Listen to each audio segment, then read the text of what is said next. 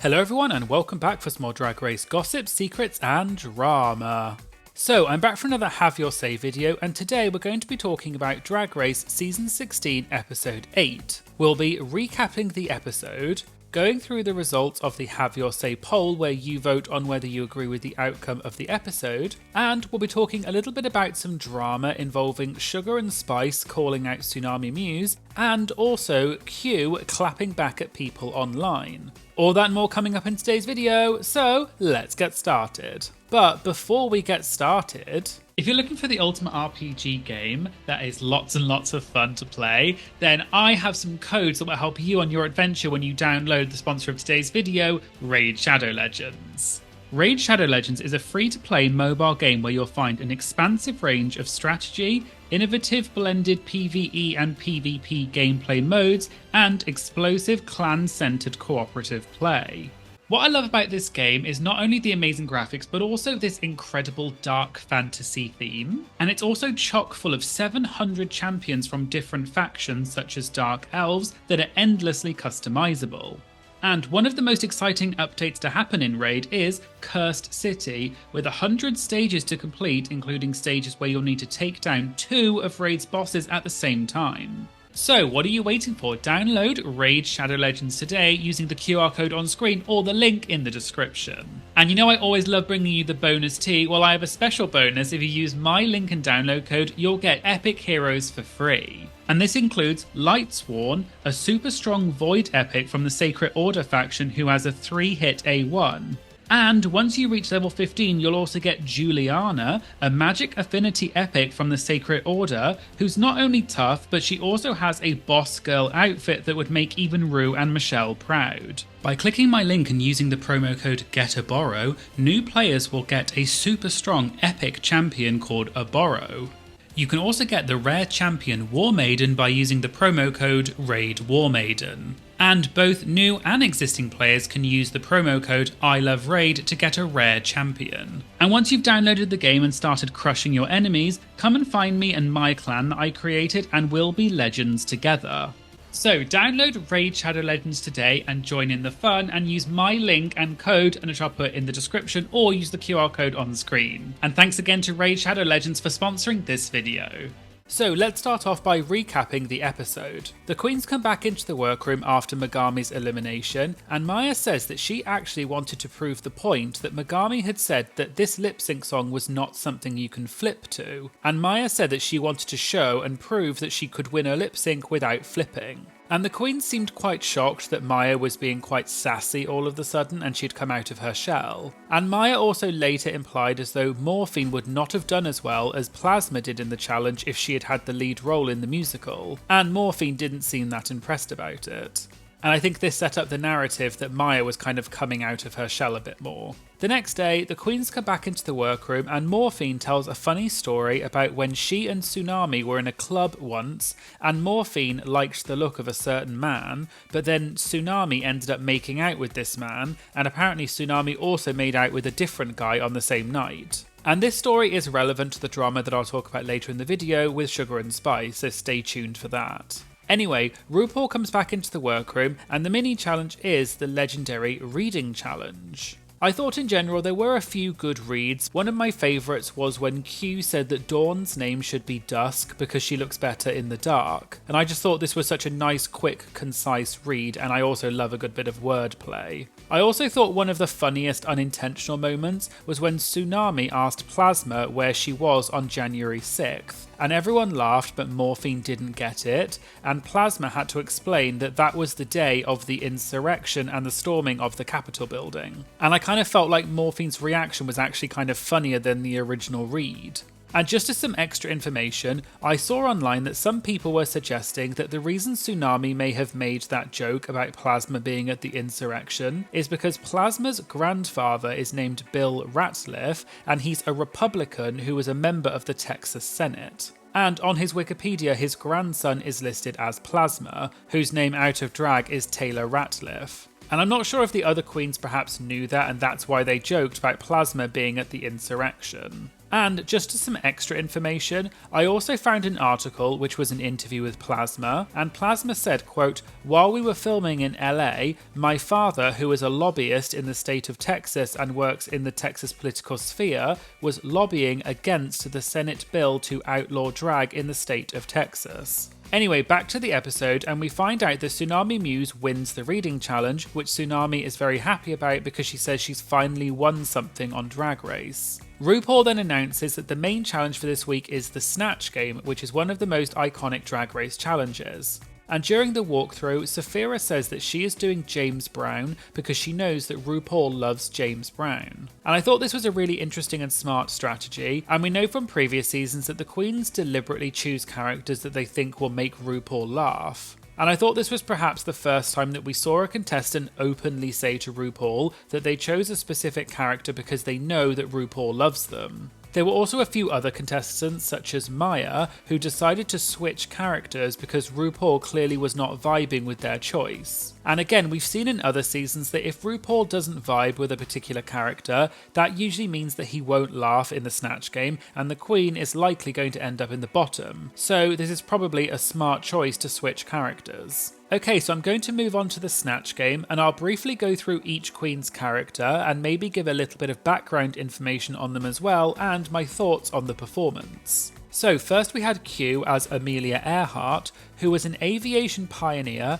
and she was the first female aviator to fly solo across the Atlantic Ocean, and she also set many other records. However, in 1937, while attempting to be the first woman to complete a circumnavigational flight of the globe, Amelia's plane disappeared and was never found, and she was declared dead in 1939 as she was still missing. And I thought this was an interesting character to choose because we don't necessarily know that much about Amelia Earhart other than that she went missing. And I thought Q landed a few jokes about it, but other than that I thought it was a pretty safe performance. Then we had Xunami Muse, who played the Gold Tooth Fairy, which is obviously a take on the traditional Tooth Fairy. And I think I could see what Xunami was trying to go for by doing a fictional character, as it gives you a blank slate to do whatever you want. But I think sadly Xunami's jokes just didn't quite land. And this did start quite a bit of discussion online, with people asking whether it's okay to do fictional characters on Snatch Game because other queens have been criticised for doing fictional characters in the past. So let me know what your thoughts about this are in the comments. Next we had Nymphia Wind, and she did Jane Goodall, who is an English primatologist and anthropologist, and Jane is best known for being the world's foremost expert on chimpanzees, and she's studied them for over 60 years. Again, I can see what Nymphia was trying to go for here, and I thought perhaps this could be a good idea as a character, because you can kind of make up a character for Jane because she's not really known for having a big personality. But unfortunately, I think the jokes just didn't quite work, and I thought the chimpanzee noises got a little bit repetitive.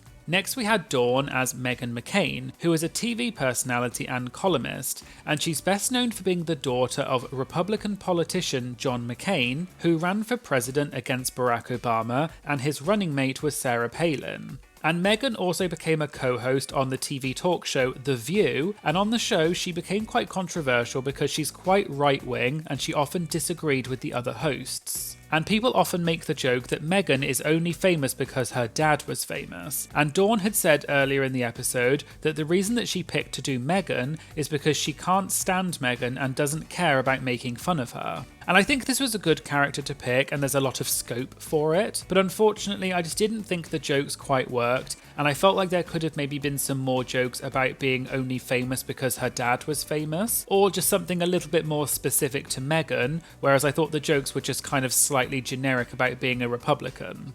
But I think there were a couple of funny jokes, so I think it was probably a safe performance.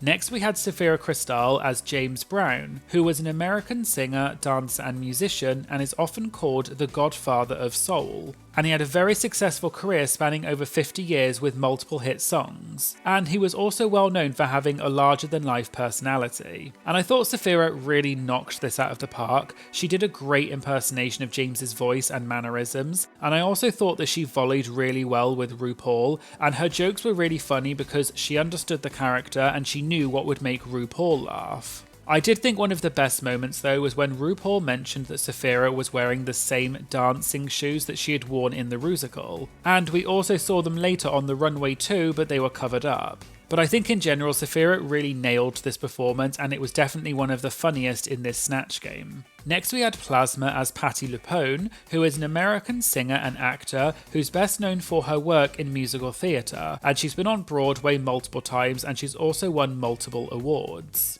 And Patti is also known for having a larger-than-life personality and has also been quite outspoken throughout her career. I'll be honest and say that I didn't know that much about Patti LuPone. I know who she is, but I don't have much background knowledge about her to know whether Plasma did a good impersonation of her. So let me know in the comments what you thought of this. But I thought Plasma had some decent jokes, and she definitely came across as a kind of musical theatre dame. It did, I think, sometimes sound a little bit similar to her Barbra Streisand character at times, but overall I thought it was a safe performance, but we didn't actually see that many responses from her. Next we had Morphine Love Dion as Anna Delvey, whose real name is Anna Sorokin. Anna is a convicted con artist and fraudster who was born in the Soviet Union but later moved to Germany. And she became famous because between 2013 and 2017, Anna moved to New York and pretended to be a rich heiress and effectively made up an entire backstory. And she managed to defraud and deceive many major financial institutions as well as many other rich people out of a total of $275,000. Anna was later caught and charged with grand larceny and was sentenced to 4 to 12 years in prison, but she was released in 2021.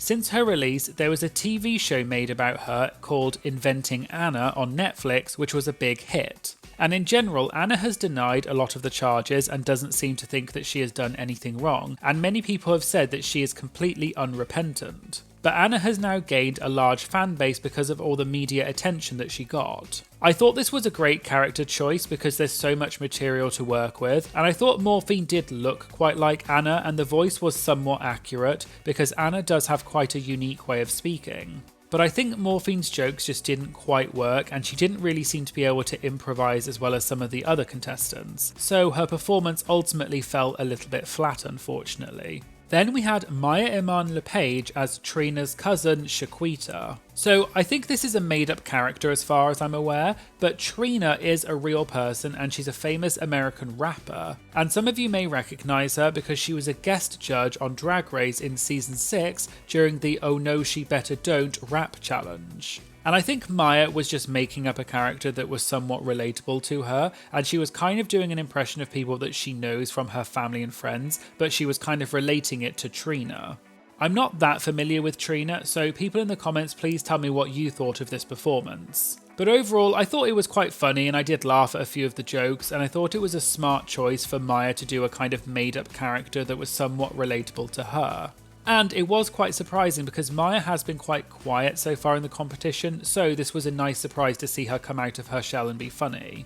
And last we had Plain Jane as Jelena Karleuša, sorry if I'm mispronouncing that, who is a Serbian singer-songwriter and is also a media personality. I had never heard of Jelena personally, but I looked her up and she is apparently described as being the Madonna of the Balkans and the Lady Gaga of Serbia. And as Plain Jane said in the episode, it's been suggested that Lady Gaga, or at least Lady Gaga's stylists, have copied Jelena's style on multiple occasions. And if you look on Google, there are quite a few examples of this apparent copying, and there is an entire article on Balkanist.net where they show many instances where Lady Gaga allegedly copied Jelena. And I'm not saying this copying is actually true, I'm just reporting on what people have said online. And in general, Jelena is apparently known for being quite outspoken and controversial. And I think this was quite a smart choice for a character for Plain Jane, because I think many people are not going to be that familiar with Jelena, so it gave Plain Jane the chance to kind of do whatever she wanted.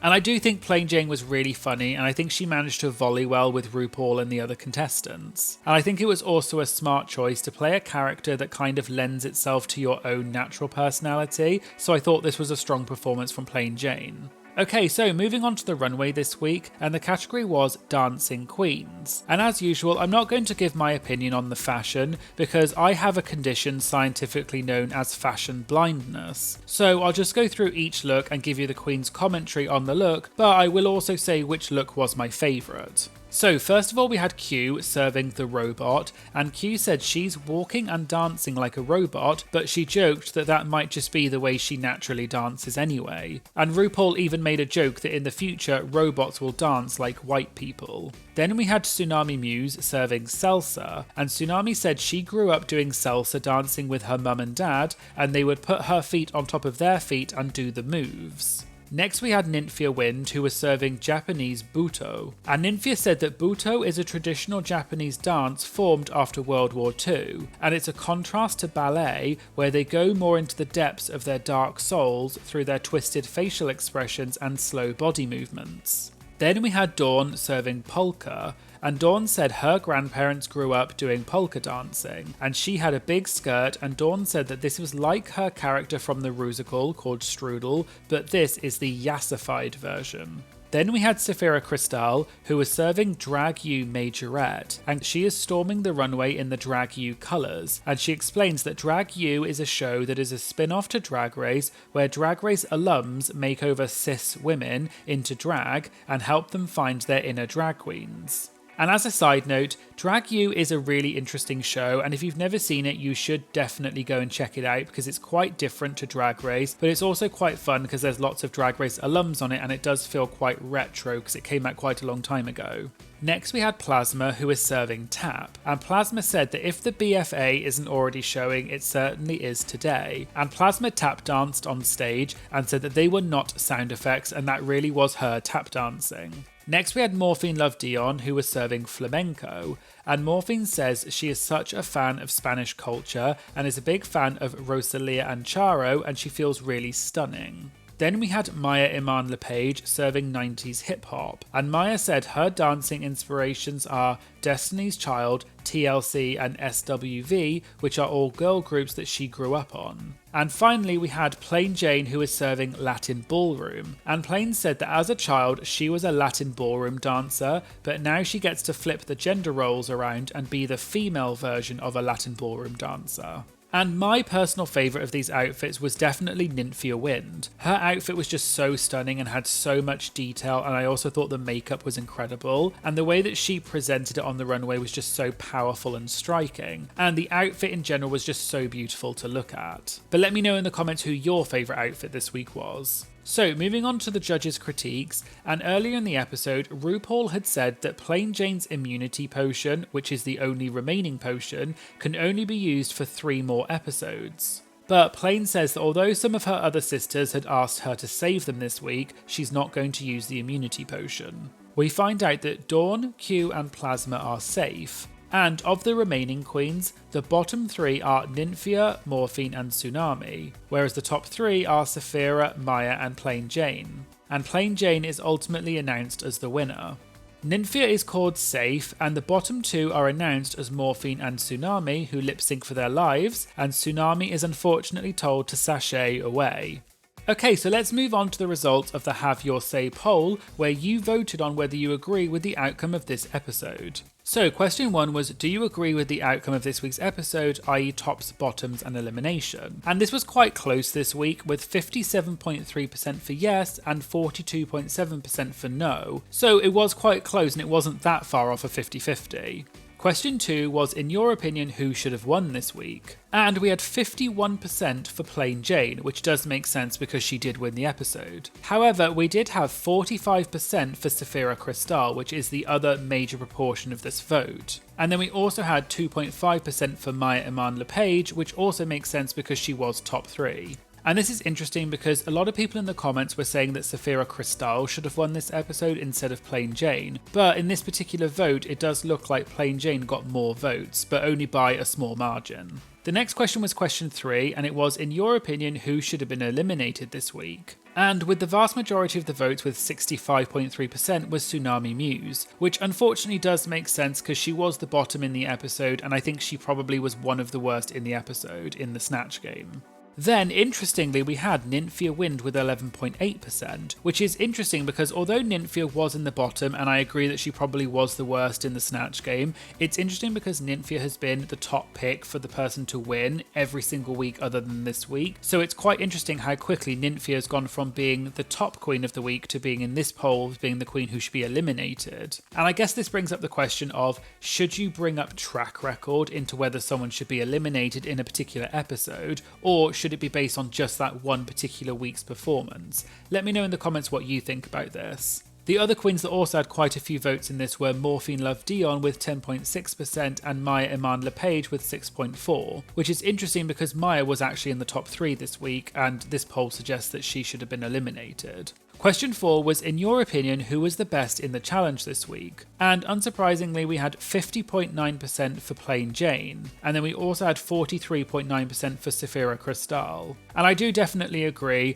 I was a little bit surprised that Safira didn't win this episode because I thought she did so well in both the challenge and the runway, and I thought she also definitely played a very smart game by choosing a character that RuPaul clearly is a big fan of. The next question was question 5, which was, in your opinion, who had the best runway look this week? And we had Nymphia Wind with 71.8%. And I do agree, this was, as I said, my personal favourite because it was just such an incredibly detailed and amazing outfit that was just so beautiful. The next person after that was Plain Jane with 6.7, and I do agree it was a very simple look as the judges said, but I think it was definitely very beautiful and it definitely gave very Latin ballroom vibes. And then we also had Safira Cristal with 6.4%, which again does make sense. I thought it was a really cool reference to Drag U, and I also thought it was a really interesting look as well. And then finally, question 6 was, in your opinion, who is the frontrunner so far, i.e. the most likely to win the season? And I think this was probably the most split we've ever had in this particular vote. And this week we actually had Safira Cristal with the majority with 39.1%. And again, I can see why. Safira has been really strong throughout the season, and I thought she did incredibly in this episode, and I did think she was going to win. And then interestingly, we had Nymphia Wind with 27.6%, which does make sense because Nymphia has been very strong throughout the season. But what I thought was interesting is Nymphia has been quite high in these votes, and pretty much every week, most people voted for her being the top person to take the season and win. And I thought it was interesting in just the span of a week that Nymphia has kind of gone from being the most voted to only the second most voted. And I suppose it does show you that you can change so quickly from week to week depending on how well you did in the challenge. And then in third place, we had Plain Jane with 26.8%. And again, I think this does make sense because Plain has also been very good in pretty much every episode, and she did win this episode.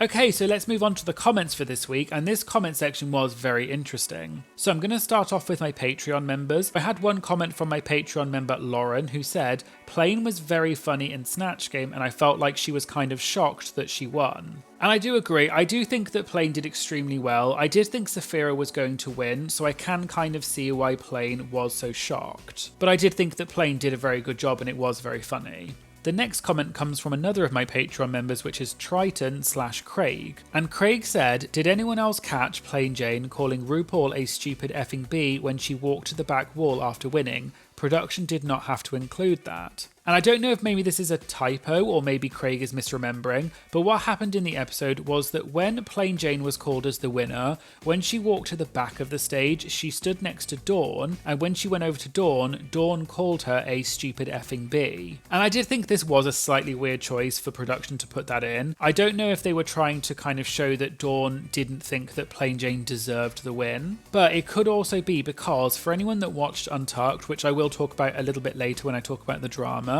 but in Untucked there was a moment when Plain said that she was disappointed in all the other queens because she felt like they were all playing safe and it was a kind of boring Snatch Game. And Plain specifically said that Dawn was one of those people who she thought played it safe. So it could be that Dawn was kind of making a jokey comment in reference to that because Plain Jane had been reading them in Untucked and then ended up winning. But it did also seem that quite a few of the queens thought that Safira was definitely going to win this episode. So moving on, and I'd quickly like to say thank you so much to everyone who leaves really lovely supportive comments. I've had so many comments from people saying that they love my channel and they love this Have Your Say series. So thank you so much, your comments really are very appreciated.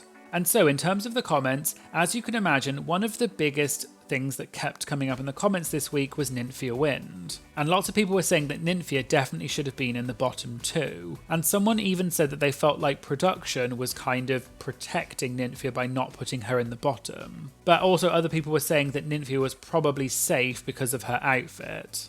There was also quite a few comments saying that Sapphira should have won, and a few people also mentioned Sapphira wearing those shoes for the second time on the runway after RuPaul had already mentioned it. And then also in the comments, there were quite a few people saying that they thought it should have been a double save in the lip sync between Xunami and Morphine. And it was really sad to see Xunami leave. I really liked her. She seemed like a real sweetheart, and I thought she was quite funny, and she always had amazing fashion. So she will definitely be missed. Okay, so now moving on to a little bit of drama, and we're going to talk a little bit about some drama involving Sugar and Spice calling out Xunami Muse. So this happened back when the first episode of this season came out, and I meant to talk about it in a video at the time, but I just didn't get around to it. But because of the story that Morphine told this week in the workroom about Xunami making out with a guy she liked, it reminded me of this drama, so I thought I'd mention it now for any of you who missed the drama originally. So you may remember that during the season 16 premiere, when the queens came into the workroom, the queens were joking about whether there would be any social media queens on this season, and Xunami joked about whether social media queens can actually perform. And people interpreted this as some potential shade to Sugar and Spice from season 15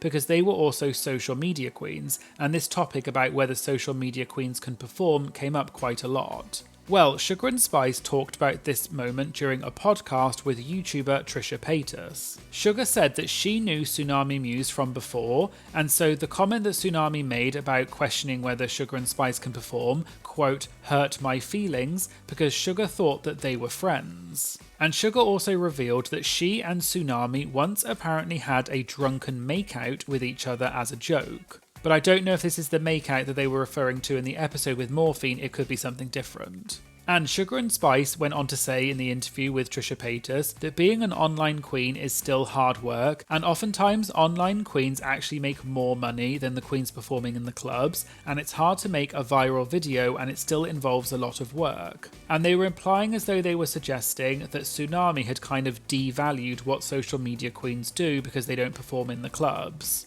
And I don't believe Xunami has responded to this situation, but at the time, her drag mother Candy Muse did tweet seemingly in relation to this and said, imagine not allowing drag queens to throw a little shade at each other with a crying emoji. And so it looks like Sugar and Spice may have not been very happy with some of the things that Xunami said, but some other people have sided with Xunami and said that it was just jokey shade and that's what drag queens do, and said that Sugar and Spice were overreacting. But we'll have to wait and see if any more information comes out about this. Also, just as some extra tea in relation to this, in the episode between Sugar and Spice and Trisha Paytas, Trisha mentioned that she had beef with Loosey LaDuca. For those of you who don't know, a while back, Trisha had made a few rude comments about Loosey from season 15, saying that she was boring and said that she wasn't sure why Loosey made it so far in the competition. And Loosey seemingly responded to Trisha's comments, and Loosey tweeted saying, kind of bleepy that a famous YouTuber hates me so much that they're dragging me over an episode that aired a year ago. The white girl who was dressed as several other ethnicities and falsely claimed to be transgender for clickbait.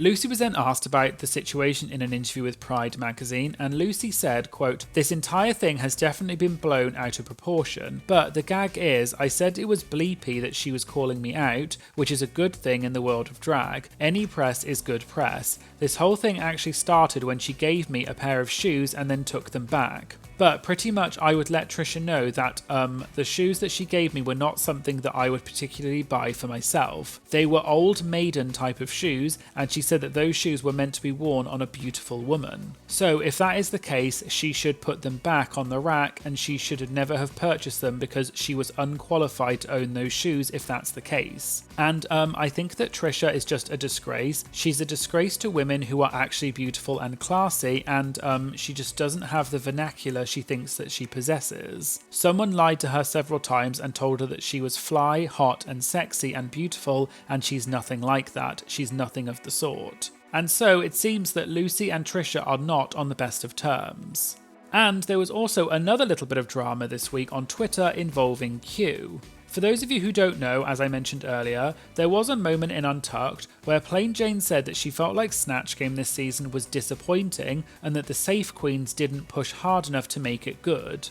And Q in particular took offence to this and said that Plain shouldn't be acting like this just because she's in the top this week. And Plain said that she wasn't talking about Q, and Plain stood up and pointed to all of the other queens that she felt didn't bring it in the Snatch Game, which was pretty much all of the safe queens. And the other queens criticised Plain and how she was acting, but then Saphira sort of backed Plain up and said that what Plain meant is that she felt bad for the audience because the queens weren't giving their best in the performances in Snatch Game. Anyway, after the episode came out, it seemed that Q was getting a lot of hate online, and Q started clapping back at a lot of the commenters, which was kind of unexpected because Q hadn't really ever done that before. For example, one user said, "And when I say Q is only great on the runway," and Q replied saying, "And you'll never be great, period. Sitting behind screen, flicking your boring ass bean, thinking you'll ever be a relevant moment during your sad existence. Sitting behind a screen at home because you're so effing foul and putrid, you'll never be able to sit in front of the camera." Another Twitter user tweeted one of Q's tweets where Q was defending the fact that she was clapping back at hateful comments. And the Twitter user said, "Lol, I loved Q in episode 1, but she's become more and more miserable, self-conscious and unfunny every single week on and off the show." And Q replied with a photo that was presumably taken from that Twitter user's account and was a photo of the Twitter user themselves. And Q said, "Babe, I'm good without your support, Clifford the big red dog, bleep eating ass hoe." There was another tweet where Q said that the Twitter user was, quote, "an ugly person hiding behind a cartoon profile pic." And there was another tweet where Q called a Twitter user a cashew-faced bee. And there was also a tweet where a Twitter user said that they don't F with Q's energy, and Q posted that user's profile photo and said, "Thank God." And in general, a lot of people were supporting Q and were happy that she was defending herself, but then others were critical of Q and said that she was body shaming some people in her replies and was being overly sensitive. However, this then started a big debate in the comments about whether it's okay for the queens to clap back at people if they started the drama in the first place. And Q said that she was fed up with receiving so much hate. And in general, whoever side you're on, please just remember that it's never okay to send hate or mean comments to people, so just be mindful of what you post and don't be horrible, please. So there you go, there was the Have Your Say video for Drag Race Season 16 Episode 8. Let me know if you agree with the elimination for this week, and who do you think is going to win the season? So download Raid Shadow Legends today and join in the fun, and use my link and code, which I'll put in the description, or use the QR code on the screen. And thanks again to Raid Shadow Legends for sponsoring this video.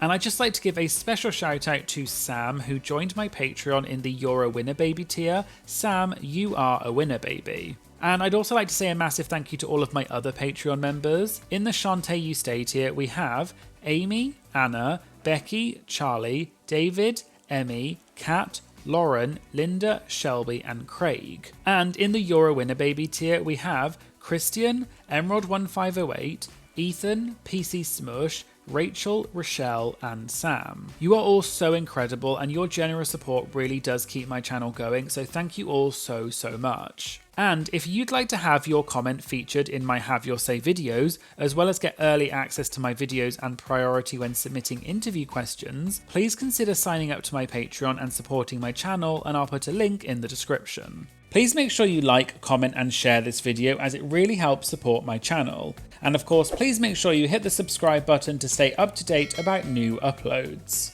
Thanks again for watching, and I hope you'll join me again in future videos. Thank you, bye!